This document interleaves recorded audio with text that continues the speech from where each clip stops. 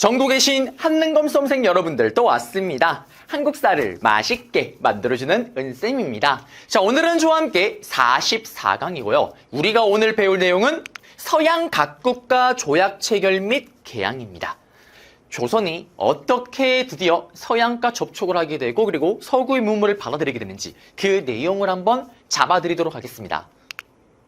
일단 먼저 광화도 조약인데요. 여기 같은 경우는 조약들이 각각 단독으로 출제가 될 거예요. 물론 출제율이 그렇게 높지는 않습니다만 은은하고 잔잔하게 출제가 좀 잦습니다. 그래서 뭐 한 5번 치면 한 번 정도 나오지 않을까요? 그래서 여기도 좀 잡으셔야 된다는 거고, 그러면 광화도 조약부터 해서 제가 판서로 잡고 돌아오겠습니다. 자, 그러면 광화도 조약을 한번 잡아볼게요. 광화도 조약인데요.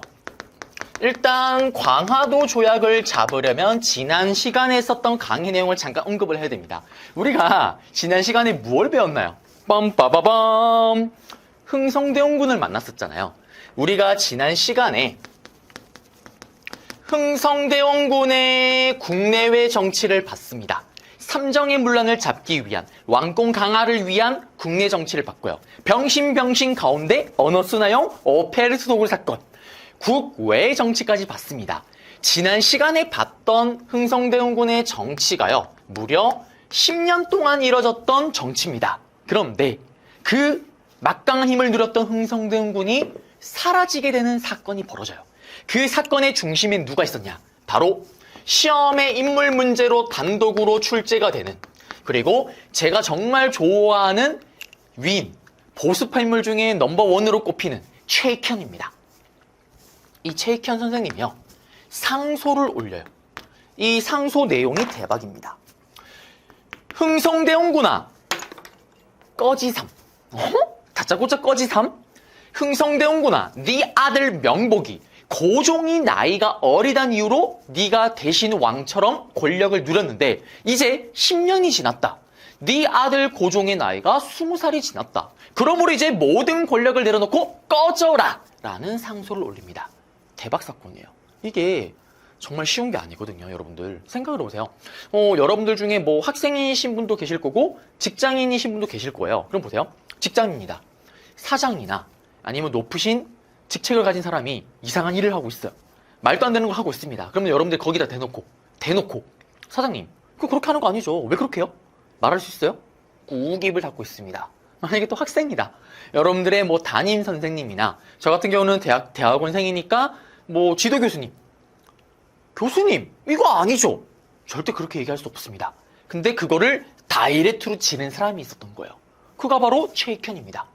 그러자 흥성대원군은 어떻게 될까요?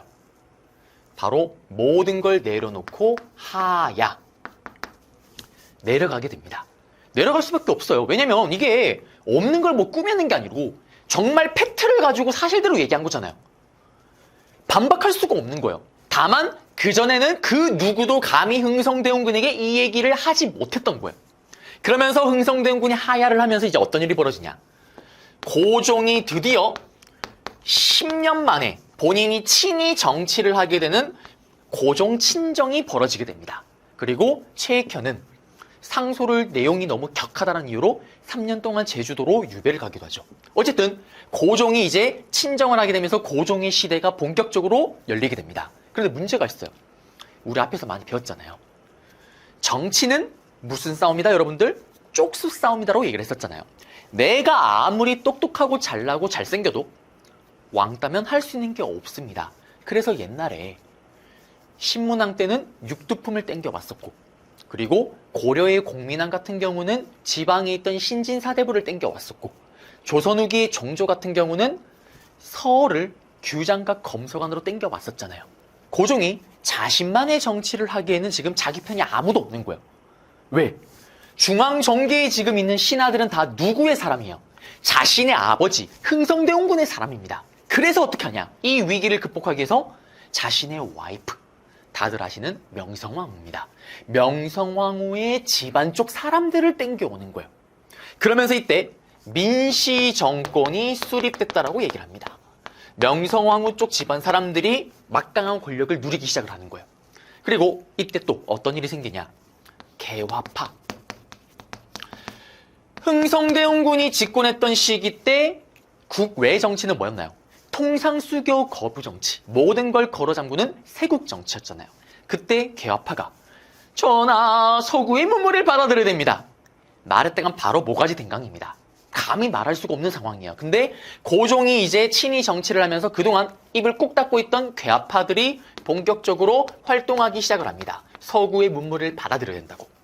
이러한 상황을 지켜보고 있던 나라가 있었습니다. 바로 일본입니다. 일본은요, 흥성대원군이 사라지자 말자 동해안에 배를 한 척 띄웁니다.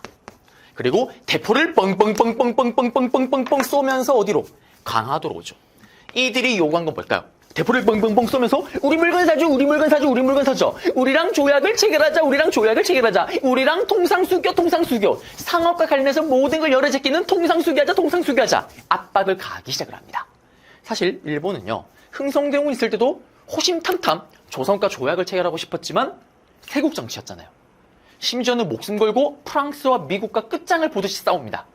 감히 접근하지 못했던 거예요. 근데 고종 임금이 친위 정치를 하자 이제 이렇게 접근을 한 겁니다. 그리고 이때 배를 띄웠다고 얘기를 했었는데 그 배 이름을 아셔야 돼요. 그 배가 바로 운용호입니다. 그리고 이 배가 강화도에 와서 실제로 강화도를 공격하기도 하고요. 그리고 영종도를 공격하기도 합니다. 압박을 가하는 거예요. 결국 고종 임금은 일본이 요구한 대로 조약을 체결하기로 결정을 하죠. 왜? 고종 임금의 입장도 이해가 됩니다. 왜냐면은 지금 본인이 친위 정치한 지 얼마 안 됐는데 전쟁을 일으키겠다고 압박을 가하면서 조약을 체결하자고 일본이 지금 푸시를 엄청나게 하고 있는 거예요. 부담이 되잖아요. 엄청난 정치적 부담입니다. 그래서 결국엔 조약을 체결하게 되는데요. 이 강화도 조약이 이 운요 사건을 배경으로 체결이 된 거죠. 그래서 강화도 조약의 직접적인 배경은 운요 사건입니다. 시험 문제 나올 때 이게 정답으로 들어가겠죠. 그래서 또 강화도 조약은 체결됐던 연도가 언제냐면 1876년입니다. 1876년인데 제가 지금까지 강의를 하면서 단 한 번도 여러분들에게 연도를 외우라고 한 적은 없어요. 지금도 마찬가지긴 하지만 근데 연도를 여기서부터 조금 알아두면 문제를 풀 때 좀 편안감이 없지 않아 있습니다. 물론 사건대로 시간 순대로 나열할 수만 있으면 여러분들이 문제가 다 풀리긴 하지만 연도까지 알면 여기 단어는 정말 쉽게 풀리긴 해요. 물론 제가 지금 또 외우라고 하는 건 아니에요. 다만 제가 강의를 하면서 이번 이 단원에서는 제가 연도를 약간 조금씩 계속 언급을 할 거예요. 다음 강의도 그렇고. 그러면서 자연스럽게 여러분들이 머릿속에 주의식 교육이 될 겁니다. 자, 그러면 따라오시면 될 것 같고요. 일단 1876년에 강화도 조약이 체결됩니다. 운요 사건을 계기로 체결이 되는 거예요. 그러면 이 조약은 도대체 어떤 성격을 가지고 있냐? 일본은 이 조약을 이렇게 무리수를 두면서까지 체결했던 이유는 뭐냐? 결국 궁극적으로는 조선 전체를 먹고 싶은 거예요. 당장은 돈을 벌고 싶은 거고. 그래서 이 강화도 조약은 큰 틀에서 보게 되면 우리가 나중에 일본의 식민 지배로 가게 되는 큰 첫 발걸음 또는 첫 단추가 되게 됩니다.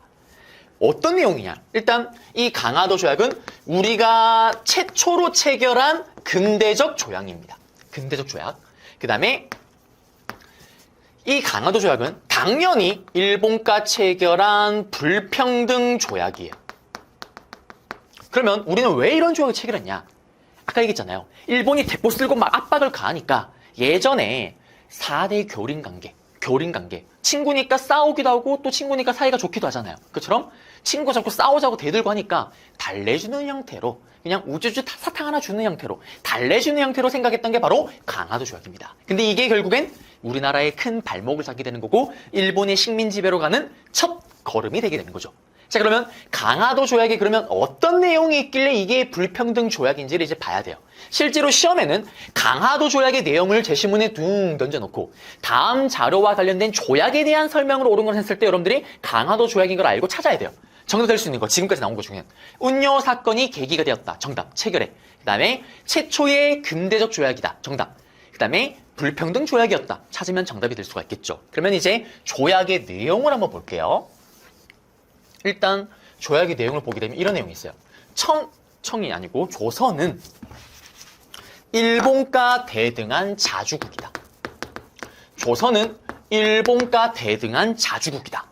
여기서 또 가만히 생각하니까 또 일본이 되어줘야 되는데 이걸 깜빡 잊고 있었네요. 자, 조선은 일본과 대등한 자주국이다. 선생님, 이거는 좀 좋은 내용 아닌가요? 아니에요. 일본이 왜 일조에 이걸 넣었을까요, 여러분들? 이유는 간단합니다. 우리는 예전에 정신병자가 되었던 정묘호란, 병자호란, 특히 병자호란 이후에 우리는 청나라를 군주로 모시잖아요. 청나라가 우리 아버지, 우리 형이에요. 일본 입장에서 조선을 먹고 싶어요. 근데 조선을 건드리게 되면 누굴 건드리게 되는 거냐? 병자호란 이후로 우리는 청나라 거잖아요. 청나라를 건드리게 되는 거예요. 그러면 조선을 먹으려면 조선과 청나라를 떼어내야 될 거 아니에요. 그래서 이런 조항을 넣게 된 겁니다. 조선은 일본과 대등하다. 청나라의 간섭으로 떼어놓기 위해서. 그 다음에 또 어떤 내용이 들어가냐? 이제 불평등 조약의 내용을 볼까요? 대표적인 불평등 내용의 조약으로 뭐가 있냐면 해안 측량권이라고 있어요. 쥐들이 뭔데 우리의 바다를 쥐들 멋대로 측량합니다. 불평등 조약이죠. 그 다음에 또 어떤 불평등 조약이 있냐면 치외법권이라는 게 들어가요. 대표적인 불평등 조약의 내용입니다. 치안과 관련해서는 바깥의 법의 권리를 적용받는다라는 거예요. 무슨 말이냐? 이 일본해가 있어요. 나카타운이 있습니다. 이 나카타운이 물건을 팔고 있어. 조선시장에서. 그러다가 어떻게 쓰레기 짓을 하고 있는 거예요. 막 물건을 바가지를 씌운다든지 아니면 조선 사람을 때렸어. 그러면 당연히 조선의 법을 적용시켜서 이 나카타운을 처벌해야 될 거 아니에요. 근데 그거를 하지를 못하는 거예요. 우리나라에서 일본 애들이 사고를 쳤는데 우리나라 법을 적용시켜서 처벌하는 게 아니라 일본의 법이 적용됩니다. 그래서 일본 애들이 우리나라에서 거의 양아치처럼 활동하고 있는 거예요. 그게 치해법권 때문에 그렇습니다. 치안과 관련해서는 바깥의 법의 권리를 적용받는 거예요. 우리의 법을 적용받는 게 아니라 정말 대표적인 불평등 조약의 내용입니다. 그리고 강화도 조약이 체결되면서 우리는 이제 항구를 열게 돼요. 항구를 열게 되는데 일본이 요구했던 항구가 총 3가지가 있습니다. 그 중에 조약 체결과 동시에 바로 열렸던 항구가 어디냐면 부산이에요. 부산이 바로 열립니다. 부산을 열었던 이유는 뭘까요? 일본이 자기네 물건을 팔기 위한 경제적인 목적이겠죠. 그리고 강화도 조약이 체결될 당시에는 부산 외에 2개의 항구를 추가적으로 연다라는 조항이 들어가요. 그리고 시간이 지난 후에 항구를 2개를 엽니다. 어디를 여냐면 그 다음 2번째로 열었던 항구가 원산, 그리고 최종적으로 열었던 곳이 어디냐면 인천입니다. 그러면 원산은 여긴데 왜 열었냐? 기억나세요? 연해주 블라디보스토크에 지금 러시아가 스르륵 내려와 있다고 얘기했잖아요. 러시아가 한반도로 오는 걸 막기 위한 이거는 군사적인 목적이에요. 원산은. 그 다음에 인천은 다들 아실 거예요. 서울 옆에 있는. 지금 또 인천과 서울은 지하철을 타게 되면 1시간이면 끝과 끝까지는 아니겠네요. 서울 시작점, 신도림에서 끝까지 동인천까지 지하철을 타면 지금 또 1시간이면 왔다 갔다 합니다. 이거는 왜 열라고 얘기를 했냐면 우리는 어떻게든 이걸 막으려고 했어요. 일본은 계속 인천을 열라고 합니다. 일본의 입장에서는 만약에 추후에 조선이 약간 말을 안 듣는다. 그러면 인천에 주둔하고 있다가 인천에서 바로 서울로 진격을 해서 압박을 가하기 위한 이거는 정치적 압박용이에요. 그래서 우리도 그 눈치를 깠기 때문에 이건 안 열려고 했지만 결국에는 마지막에는 일본의 압박에 의해서 인천이 개항이 됩니다. 그래서 부산 외에 2개의 항구가 개항되었다. 또는 부산, 원산, 인천이 개항되게 되었다. 이게 강화도 조약 문제가 나올 때 또 정답이 될 수가 있는 겁니다. 그래서 강화도 조약의 가장 대표적인 내용을 한번 잡아드렸습니다. 그리고 이때 또 제가 좋아하는 최익현 선생님이 또 등장을 합니다. 최익현 선생님은 나중에 다음 강의 때 보겠지만 강화도 조약이 체결되자마자 도끼를 들고 고종 임금에게 가요. 전하! 서양이나 일본 놈들이나 똑같이 쓰레기 새끼들입니다. 외양일체론. 서양과 외구와 서양 놈들이 똑같다. 강화도 조약을 체결할 바에 이 도끼로 제 목을 치십시오. 라면서 도끼를 들고 상수로 올려요. 정말 멋진 분입니다. 그렇지만 결국 이렇게 조약이 체결이 되었다라는 거고요. 자, 그러면 강화도 조약으로 나올 수 있는 건 다 알려드린 거예요. 시험에 나면 이 조항을 주게 되고 강화도 조약인 걸 알고 문제를 푸는 거. 최초의 근대적 조약이자 불평등 조약이었다. 운요 사건을 계기로 체결되었다. 그리고 해안 측량권, 치해복권이 들어갔었다. 그 다음에 부산 외에 2개 항구를 열었다. 끝났어요. 그런데 여러분들은 심화에 도전을 하고 있잖아요. 심화에 도전을 하게 되면 최근 들어서 2개의 부속 조약까지 아셔야지 문제가 풀게끔 나옵니다. 무슨 말이냐면, 자, 강화도 조약이 체결됐어요. 강화도 조약은 어떻게 보면 큰 틀에서 요렇게 하겠어요 라는 내용이 들어갔습니다. 그러면 좀 더 세부적으로 이렇게 하겠어요 라는 게 또 들어가는 조항이 2개가 있어요. 그 중에 하나가 뭐냐면, 어이구, 분필이 부러졌네요. 네. 그 중에 하나가 뭐냐면, 조일수호 조규. 사실 강화도 조약을 다른 말로 조일수호 조규라고도 불러요. 여기에 부속 조약으로 또 어떤 게 들어가냐면 똑같은 말이죠. 강화도 조약 이꼬르 조일수호 조규인데 똑같은 말로 조일수호 조규 계속 강조하고 있습니다. 그리고 여기에 부록입니다. 부록. 조일수호 조규 부록이 들어가요. 딱 봐도 부록이니까 이게 메인이고 부속 조항이 들어가는 거예요. 그러면 여기에도 또 불평등 조약 내용이 들어갑니다. 뭐냐? 지들이 뭔데? 일본의 화폐가 우리나라 땅에서 자유롭게 개항장에서는 자유롭게 사용이 됩니다. 일본 화폐 유통이 허락된 거예요. 무슨 말이냐면, 자, 여러분들이 일본 도쿄로 여행을 갔습니다. 그리고 일본 도쿄에서 가장 유명한 일본 돈가스를 먹었어요. 그리고 돈을 계산해야 되는데 그때 여러분들이 우리나라 돈 10,000원 또는 우리나라 돈 50,000원을 냅니다. 그럼 어떤 일이 벌어질까요? 일본의 경찰을 구경할 수가 있어요. 말도 안 되는 거잖아요. 그래서 우리가 환전을 하는 거 아니에요. 그런데 일본의 상인들은 우리나라 개항장에서 물건을 갖다 팔고 장사를 할 때 일본 돈을 사용할 수 있는 거고 일본 돈이 자유롭게 유통이 되기도 하는 거예요. 대표적인 또 불평등 조약입니다. 그리고 또 하나는 좀 어려운 게 들어가는데요. 간행, 이정, 심리라는 게 들어갑니다. 요거는 그래도 약간 제한을 둔 거예요. 심리가 오늘날로 치면은 4kg예요. 4kg. 일본의 상인들은 간행, 이정, 심리 4kg를 벗어나지를 못하는 거예요. 그래서 이거를 다른 말로 뭐라고 얘기를 하냐면 머무른다 그래서 거류지 무역이라고도 얘기를 합니다. 이게 어떤 거냐면요. 이런 거예요. 일본 상인이 있습니다. 이렇게 일본 상인이 부산의 상륙에서 물건을 팔고 있어요. 그러면 이 일본 상인은 절대 4km를 벗어나지를 못하는 거예요. 그러면 부산 위쪽에 있는 대구로는 절대 올라가서 물건을 팔 수가 없겠죠. 그래서 이 간행이정 심리, 거류지, 부산에 머물러서 무역을 해야 되는 이 시기 때는 그래도 우리나라 상인들이 조금 먹고 살만해요. 왜? 4km를 벗어나지를 못하니까 부산에서 4km를 딱 있으면 거기에 4km 지점에 우리나라 상인들이 와서 일본이 가지고 오는 물건을 받아다가 우리나라 상인들이 갖다 팔 수가 있는 거예요. 얘들은 어차피 4km를 벗어나지를 못하니까. 그래서 이때까지는 그래도 우리나라 상인들이 조금은 먹고 살만했다라는 거. 그런데 조선의 경제가요. 완전히 박살나는 부속 조항이 체결됩니다. 그게 뭐냐면 조일무역규칙이에요. 자, 여기는 밑에 쓰고 싶은데 여백이 없으니까 여기 위에 쓸게요. 조일무역규칙입니다. 규칙. 강화도 조약이 체결되고 바로 이어서 부록과 규칙이 체결되는 거예요. 이 무역규칙은 삼무입니다. 삼무예요. 우리가 일본으로부터 세계를 받을 수가 없습니다. 이것 때문에 조선의 경제가 엉망진창이 돼요. 일단 일본이 우리나라에 들어오는 배들에 한해서는 우리가 세금을 받지를 못합니다. 무항세예요. 무항세. 오늘날로 치면 우리가 고속도로를 타면 톨게이트비를 내잖아요. 그 비용을 일절 받지 못한다. 이렇게 생각하시면 될 것 같아요. 그 다음에 두 번째, 세 번째가 문제가 됩니다. 일본은요. 사실 우리나라와 강화도 조약을 체결할 때 이미 클래스가 달라요. 너무 슬프지만. 무슨 말이냐.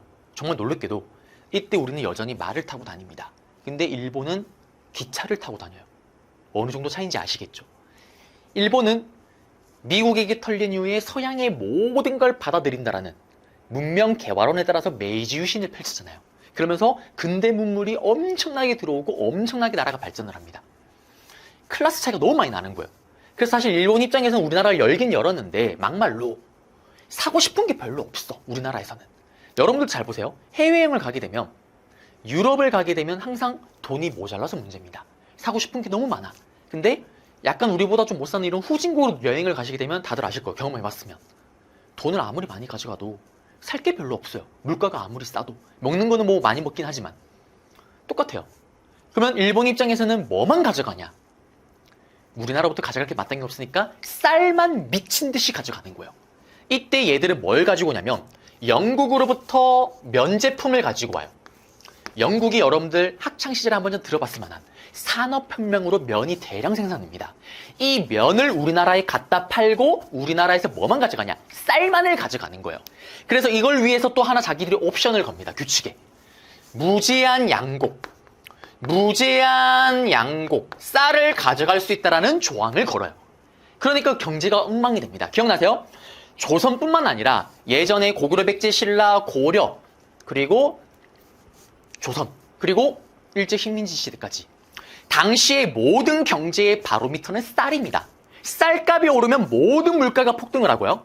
밀가루가 오르면 라면, 과자, 그 다음에 빵이 오르는 것처럼 다 물가가 폭등합니다. 이때는 쌀값이 오르면. 반대로 쌀값이 내려가도 너무나 힘들어요. 근데 일본이 지금 어떻게 보면 영국에서 무한정 나오는 이 면 제품을 갖다 팔고 한정되어 있는 쌀만을 미친 듯이 가져가잖아요.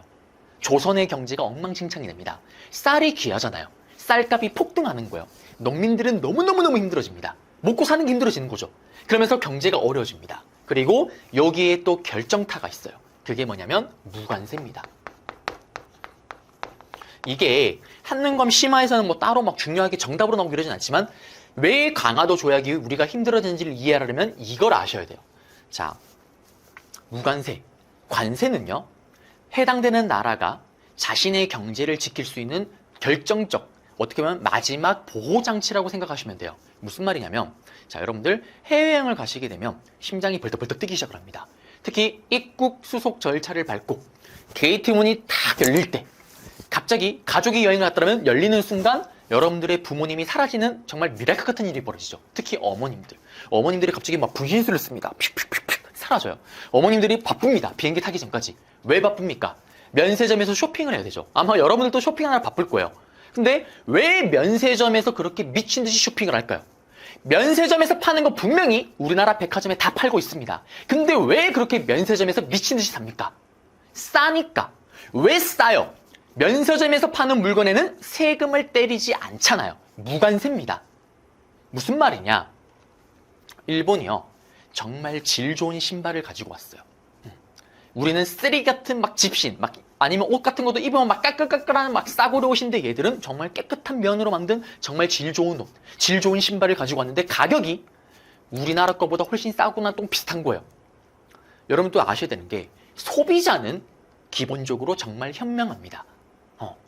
일본이든 뭐든 나발이든 뭐 지역 감정이든 또는 뭐 국가 감정이 있다는 거 다 필요 없이 싸고 질 좋은 거 사는 게 당연한 소비자의 선택이에요. 예를 들면 우리가 뭐 전범 기업이라고 막 불러서 옛날 한때 불매운동이 일어났었던 뭐 유니클로 같은 경우, 물론 매장이 많이 줄어들긴 했지만 지금도 여전히 유니클로가 장사가 잘 되고 있습니다. 저도 유니클로 옷 한번 사본 적이 있어요. 하도 가성비가 좋다 그래서. 근데 사보신 분들은 다들 아실 거예요. 가성비가 정말 좋습니다. 유니클로를 욕하지만 사는 사람들은 사실은 아니 대체할 수 있으면 안 사지. 가성비를 이만큼 뽑아내는 게 사실 없으니까 사는 거 아니에요. 그게 소비자의 심리고 당연한 선택인 거예요. 그런데 또 마찬가지입니다. 일본이 가지고 있는 물건이 싸고 질 좋으니까 당연히 사람들이 그 물건을 사겠죠. 당장 영국산 질 좋은 면이 대량으로 들어오니까 우리나라 명방직업, 우리나라에서 간의 수공업으로 배틀을 짜서 만드는 명방직업 다 망합니다. 다 망해요. 그러면 이때 이거를 지킬 수 있는 보호 장치가 있는 거예요. 그게 관세라니까요. 예를 들면 일본이 가지고 있는 영국산 면 제품에 세금을 엄청나게 때리는 거예요. 가격이 엄청 비싸지겠죠. 그러면 이 엄청난 가격 차이 때문에 우리나라 사람들이 싼 맛에 배틀로 짠 간의 수공으로 짠 우리나라 명제품을 사입기 시작하는 거예요. 예를 들면 그거죠. 여러분들이 학창시절에 꼭 한 번쯤 신게 되는 짝퉁 아디다스 3디다스 슬리퍼. 아마 동네 뭐 문방구나 앞에 팔면 보통 한 3,000원, 5,000원? 근데 정품은 3만 원 넘잖아요. 10배 가격. 이 가격 차이가 나니까 여러분들이 싼 맛에 이거 사시는 거예요. 왜? 이거 하나 사 신으면 이거보다 10배가 싸니까. 이거 하나 살 가격에 이거 10개를 살 수가 있으니까. 그게 바로 가능하게 만드는 게 당시에는 관세인 거예요. 이거를 관세를 못 때리게끔 만들어버립니다. 그래서 우리가 강화도 조약 이후에 경제가 폭망하게 되는 거예요. 그 담고 있는 내용이 바로 조일무역규칙입니다. 네, 그래서 이렇게 해서 우리는 강화도 조약의 내용까지 잡아드렸고, 제가 이 부속 조항을 얘기를 했던 이유는 뭐냐면 최근에 심한 문제가 나올 때 강화도 조약인 걸 다 주고 여기 일본의 화폐가 개항장에서 사용되었다, 유통되었다. 그 다음에 뭐 간행이정 심리, 그 다음에 무관세, 무제한 양국 유출 제한이 들어갔다. 이런 것들이 정답 선지로 활용된 적이 있습니다. 강화도 조약이라고 하기에는 정확하게 강화도 조약이 아니고 부속 조약이긴 하지만 이거를 큰 틀에서는 강화도 조약으로 같이 묶어서 본 거죠. 그래서 이렇게까지 정리하시면 완벽하게 정리가 된 겁니다. 이제 PPT로 한번 가볼게요. 자, 보시게 되면 최익현의 흥성대원군의 하야 상소, 계유 상소라고도 얘기를 하고 결국 흥성대원군이 하야를 합니다. 그리고 고종의 친정체제가 수립이 되고 자기 편이 없으니까 명성황후, 자기 부인 쪽 사람을 땡겨옵니다. 민씨 집안 일가가 권력을 집권하고요. 그리고 괴아파들이 이제 본격적으로 활동을 하게 되고 결국 운요 사건을 일본이 일으키면서 이 사건을 계기로 강화도 조약이 체결됩니다. 그리고 여기 보시면 이게 운요고요. 그리고 지금 무력 시위하는 모습이고 그 다음에 강화도 조약이 체결되는 모습입니다. 그리고 여기 보시면 이게 흥성대원군 하야라는 그 상소고요. 그리고 이게 그 강화도 조약의 내용이죠. 보세요. 조선은 자주국이고 일본과 대등한 평등한 권리를 가진다. 그리고 여기 보시면 두 개의 항구를 추가로 여는데 부산 외에 원산, 인천. 부산은 경제, 원산은 군사적, 인천은 정치적. 그리고 해안을 지들 마음대로 측량하는 해양 측량권. 여기 보시면 구간 내용이 뭐냐면은 바로 구간은 넘어가시고 여기 보시면 10간을 보시게 되면 이게 치외 복권이죠. 죄를 범할 경우 일본의 간원이 재판한다. 그래서 이런 내용들 잡아드렸고요. 결국 이 강화도 조약은 최초의 근대적 조약이자 불평등 조약이고 여기에 맞서서 최익현이 5가지 이유를 들면서 서양과 외구나 똑같다. 외양 일체론을 주장했다라는 거 다 설명해드렸습니다. 그리고 부속조약이에요. 강화도 조약을 보완하기 위해서 6개월 후에 부속조약과 추가적인 내용을 또 체결을 합니다. 보시면 부록에서는 어떤 내용이 있냐면은 계양장의 거류지, 간행이정 심리, 4km를 벗어나지 못하고 그 다음에 계양장 내에서 일본의 화폐 유통이 허용됩니다. 그리고 삼무정책, 3가지를 우리가 일본으로부터 받지를 못하죠. 무제한으로 일본에게 쌀이 유출되고요. 그 다음에 무황세, 그리고 무관세, 이것 때문에 경제가 엉망이 된다고 얘기를 했었습니다. 그리고 이거는 완전히 강화도 조약과 다른 조약입니다. 1883년에 조일통상장정이 체결돼요. 이거는 제가 뒤에 가서 경제사 파트 갓을 다시 한번 언급을 해드릴 겁니다. 이때 보시게 되면 무관세에서 유관세로 바뀌긴 하는데 요렇게 바꿔주는 대신에 최악의 불평등 조약 내용이 들어가요. 최혜국 대우조항이 들어갑니다. 그리고 알았어. 우리가 쌀 마음대로 가져가서 니들 힘들었겠지. 방공령을 때릴 수 있게끔 해줄게라는 조항이 들어가요. 여기는 그냥 듣고 흘리세요. 지금은. 제가 뒤에 경제사 가서 다시 한번 언급을 해드릴게요. 지금은 헷갈리니까 여기까지만 기억을 하세요. 강화도 조약까지만요. 그래서 여기 내용 잡아드렸습니다. 여기 보시면 부록의 내용이고 규칙의 내용이에요. 그리고 여기는 조일통상장정이 체결됐대. 그 연회 때 모습이고요. 동지인이 연무당 예터인데 여기가 강화도입니다. 실제로 강화도 조약이 체결됐던 장소예요. 근데 지금은 이렇게 터만 남았습니다. 건물은 사라지고 없고요. 문제 보겠습니다. 다음 검색창에 들어갈 조약인데요. 보시게 되면 조선국은 자주국이며 일본과 평등한 대등한 권리를 가진다. 그리고 조선국과 연해를 일본국의 항해자가 자유롭게 측량할 수 있도록 허가한다. 해양 측량권이 들어갔던 거. 쭉쭉쭉쭉 보시게 되면 부산 외에 2개의 계양장이 설치되는 결과를 가져왔다. 정답은 5번 되겠습니다. 이제 조미수호 통상조약으로 들어갈 거예요. 여기는 미국과 조약을 체결한 겁니다. 자, 그러면 판서로 잡고 들어올게요. 자, 이제 미국과 체결했던 조미수호 통상조약을 보겠습니다. 이 조미수호 통상조약도요. 강화도 조약과 마찬가지로 출제율이 아주 은은합니다. 5번 치면 한 번 꼴로 나온다라고 생각하시면 될 것 같은데요. 일단 나오는 패턴은 똑같아요. 조미수호 통상조약의 내용을 제시문에 둥 던져놓고 다음 조약에 대한 설명을 옳은 것을 했을 때 강화도 조약의 내용이 오답으로 들어올 거고요. 또 우리가 앞에서 사실 강화도 조약 문제를 풀었을 때 조미수호 통상조약의 내용이 오답으로 들어가기도 합니다. 그렇게 서로 활용이 되는 거예요. 자, 그러면 이 조미수호 통상조약을 잡을 건데 연도는 언제냐면 1882년도예요. 이건 연도를 외울 필요 있는 건 아니지만 자, 그러면 또 한번 복습 한번 해볼게요. 우리는 앞에서 흥성대원군의 국내 국외 정치 10년을 봤습니다. 상소를 받고 하야를 했어요. 그러자마자 바로 일본이 운요 사건을 계기로 1876년도에 강화도 조약을 체결했습니다. 강화도 조약이 체결했을 때 제가 한 가지 빠뜨린 내용이 있는데요. 그게 뭐냐면 이제 얘기하려고 하는 거예요. 뭐냐면 국제 에티켓상 이런 근대적인 조약을 체결하게 되면 서로 사절단을 보내는 거예요. 이때 강화도 조약이 근대 조약이기 때문에 우리는 사절단을 보냅니다. 이 사절단의 이름이 뭐냐? 수신사예요. 수신사. 조선통신사와는 완전히 상황이 바뀐 겁니다. 조선통신사는 기억나세요? 우리가 한류, 우리의 선진 문물을 전해주러 갔더라면 수신사는 이제 완전히 바뀐 거예요. 받을 수, 우리가 일본의 문물을 받으러 가는 거예요. 실제로 강화도 조약이 체결되자 고종임금은 자신이 아꼈던 기수, 처음으로 가서 기수를 꽂으러 갔던 김기수를 부릅니다. 기수야, 조약이 체결하고 우리가 일본 문물 보러 갈 거면 네가 대표로 해서 가서 진짜 발전했는지 한번 확인해봐. 그러면서 김기수가 1차 수신사로 파견이 됩니다. 개깜놀하죠. 왜? 배를 타고 일본에 상륙을 해서 도쿄까지 기차를 타고 갑니다. 큰 충격에 빠집니다. 말을 타다가 기차를 처음 탄다 생각을 해보세요. 정신줄 놔버리겠죠. 그러면서 돌아와서 뭐라고 얘기를 할까요? 전하, 일본 진짜 많이 발전했습니다. 우리도 빨리 서구의 문물을 받아들여야 됩니다. 라고 건의를 하죠. 그렇지만 여러분들 알다시피 공부를 해야 되는 거 다들 아세요. 근데 공부를 하는 게 쉽지가 않습니다. 항상 시험 기간 때마다 하는 후회가 있죠. 내가 진짜 시험 기간 전에 미리 공부를 좀 해놓을 걸. 다음 시험 때는 내가 꼭 그렇게 하겠어. 라고 하지만 무한반복입니다. 그처럼 대화를 해야 된다? 인지는 하고 있지만 이걸 실제로 실행으로 옮기지 못해요. 그러면서 어영부영 시간이 4년이 지납니다.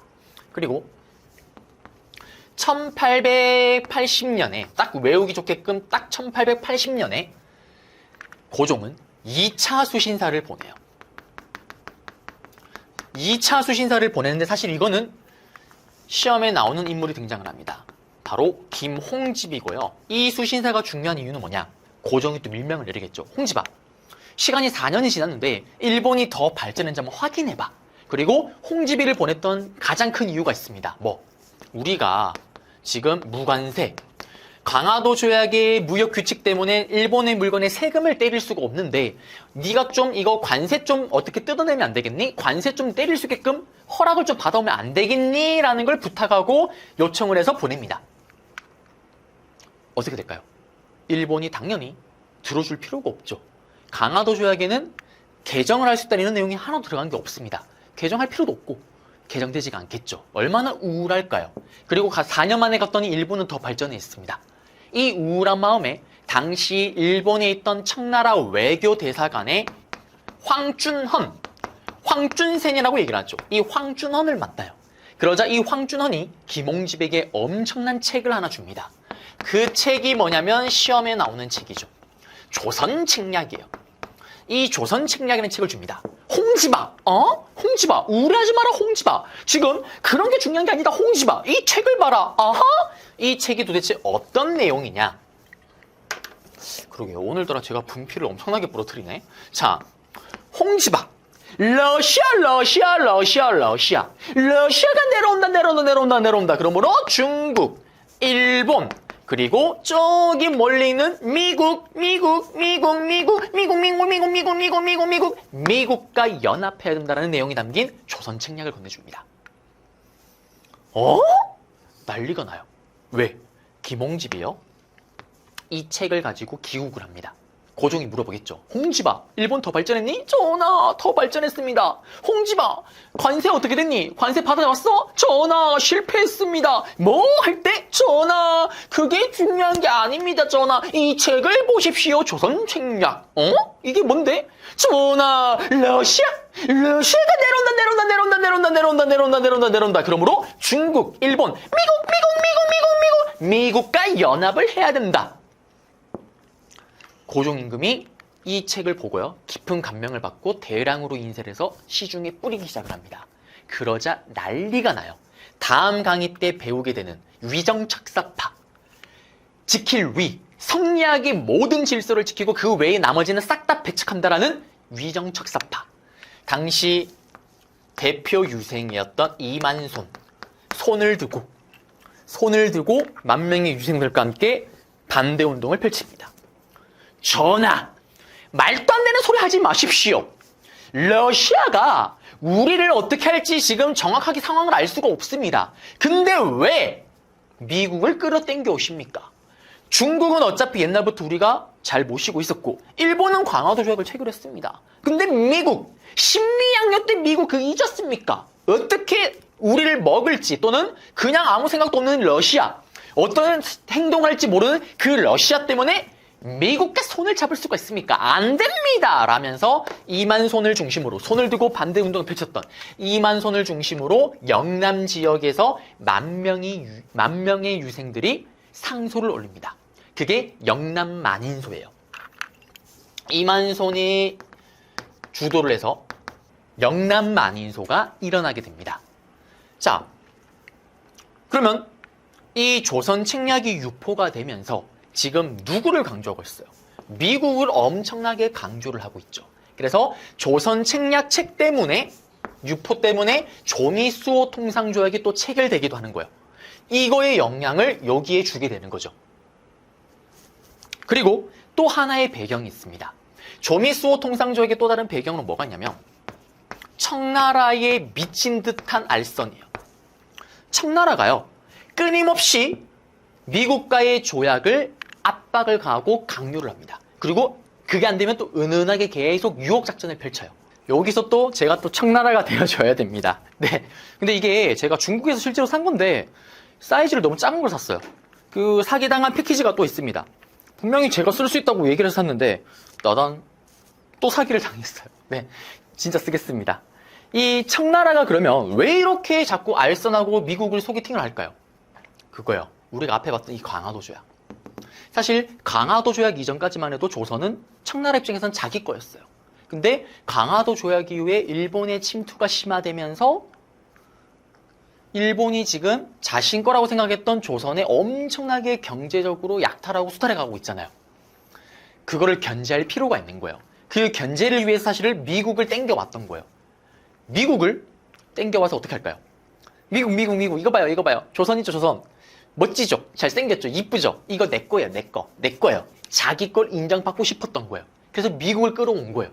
지금으로 치면 이겁니다. 끌어올겠지만 제가 유명 아이돌이랑 제가 사귄대요. 저 사실 실제로 유명 아이돌이랑 사귀어요. 우리나라에 말을 할 수는 없지만. 그러면 여러분들의 표정이 어떨까요? 뭔 개소리야. 뭔 말도 안 되는 소리 하고 있어. 왜 저래, 동진이. 라고 했는데 그 다음날 온 뉴스 일면에 은동진가 슈퍼 아이돌, 걸그룹 멤버 중에 제일 인기가 많은 그 아이돌이 한강 벤치에서 치킨을 먹으면서 어떻게 데이트하는 게 발견이 된 거예요. 사진이 올라온 거예요. 그럼 이제 어떤 일이 벌어질까요? 이야, 동진이 출세했다, 성공했다. 그러면서 또 중요한 건 뭐냐면 그 걸그룹의 멤버는 동진이의 여자친구가 되는 거죠. 우리나라 국민들이 이제 다 알게 되는 거예요. 동진이 여자친구인 걸. 무슨 말이냐?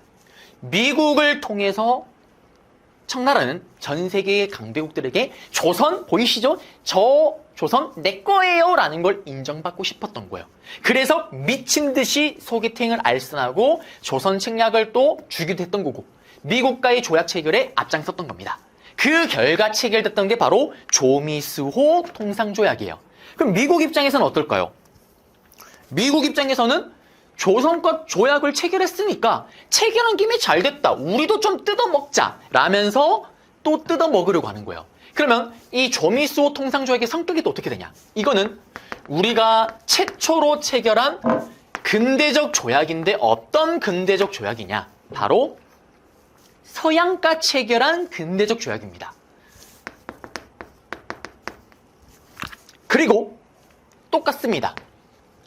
강화도 조약과 마찬가지로 여전히 이것도 불평등 조약이에요. 그러면 강화도 조약과 차이점은 최초의 근대적 조약은 강화도 조약, 서양과 체결했던 최초의 근대 조약은 조미수호 통상조약이다라는 거. 그리고 공통점은 둘 다 불평등 조약이다라는 거. 그러면 여기서도 불평등 조약의 내용을 한번 볼게요. 근데 일단 앞에 강화도 조약과 또 차이점이 나오기 시작을 하는데 뭐가 들어가냐면 거중 조정권이라는 조항이 들어가요. 이게 뭐냐면 만약에 두 나라가 큰 일이 생겼다. 강대국에게 막 두드려 맞거나 핍박을 당하고 있다. 그러면은 중간에 들어가서 조정을 해주고 좀 도와줄 수 있다라는 내용이 들어가요. 사실 누가 누굴 돕습니까? 사실 도움을 받으면 우리가 일방적으로 도움을 받겠죠. 사실 우리는 이거를 확대해서 그래요. 아, 우리가 정말 핏밥을 받거나 위기에 빠질 때 미국이 도와주겠구나. 근데 미국은 그냥 의례적으로 들어간 표현입니다. 실제로 나중에 우리가 을사늑약이 체결되자 고종 황제는 여기에 기대를 품고 미국에게 헬프를 요청하죠. 도움을 요청을 하죠. 그렇지만 미국은 쓱 쌩깝니다. 이런 거중 조정의 내용이 들어갔고요. 또 강화도 조약과의 또 큰 차이점이 뭐냐면 관세가 들어가요. 관세가. 우리가 강화도 조약 때 세금을 못 때려서 피똥 싸고 있잖아요.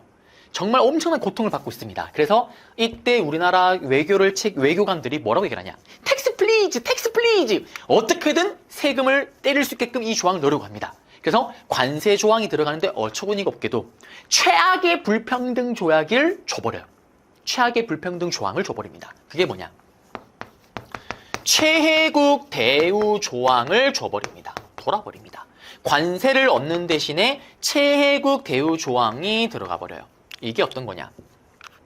해당되는 나라에게 최대한 혜택을 베푼다라는 거예요. 해당 국가에게. 자, 미국이요.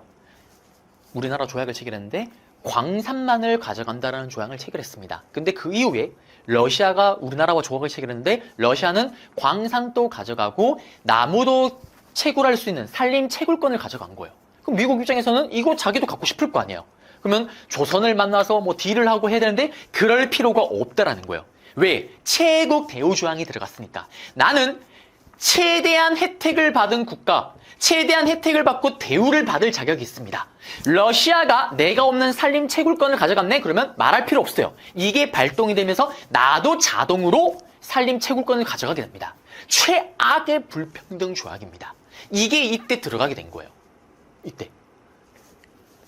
자, 그리고 이제 또 어떤 내용이 들어가냐. 강화도 조약과 공통점 마찬가지입니다. 치외 법권이 똑같이 들어가요. 미국 애들 또 우리나라에서 사고를 치게 되면 우리나라의 법을 적용받는 게 아니라 미국의 법을 적용받습니다. 이게 조미수호 통상조약의 핵심 내용이에요. 이것만 기억하시면 됩니다. 그러면 시험에 나오면 이 조항 중에 몇 개를 둥 던져놓고 시험에 다음 조약과 관련된 내용을 옳은 것을 했을 때 여러분들이 해당되는 내용을 찾아야 되겠죠. 또 강화도 조약이 단독으로 문제가 나올 때 거기에 오답선지로 제일 많이 활용되는 게 최혜국 대우 조항이에요. 우리가 앞에 봤던 문제에도 오답선지로 최혜국 대우 조항이 들어갔다는 내용이 들어갑니다. 강화도 조약 때는 우리가 최혜국 대우 조항을 주지 않습니다. 우리 선조가 똑똑했을까요? 아니에요. 실제로 일본이요. 이 조항을 넣으려고 했어요. 근데 그때 우리나라 조상님들이 뭐라고 얘기를 하냐. 외교관들이. 야, 일본아. 걱정하지 마라. 우리는 다른 나라와 조약을 앞으로 체결할 일이 없어. 너랑만 체결한 거야. 뭐 체결할 일이 없는데 그게 왜 필요하니? 일본이 할 말이 없습니다. 턱 입이 막히겠죠. 그러면서 결국엔 없이 넘어갔던 거예요.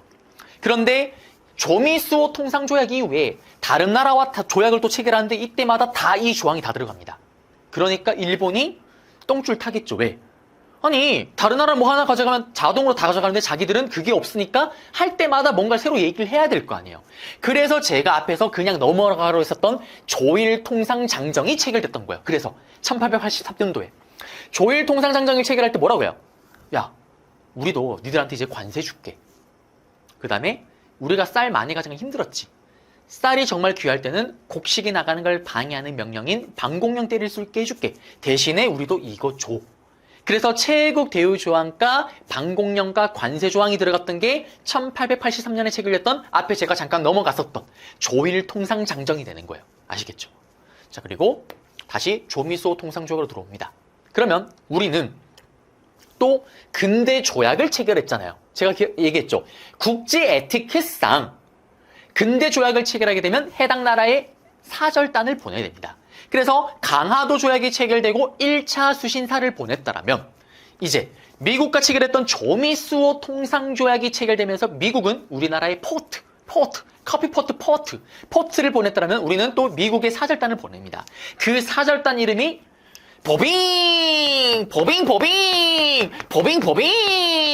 보빙사라는 사절단을 보냈다라는 거.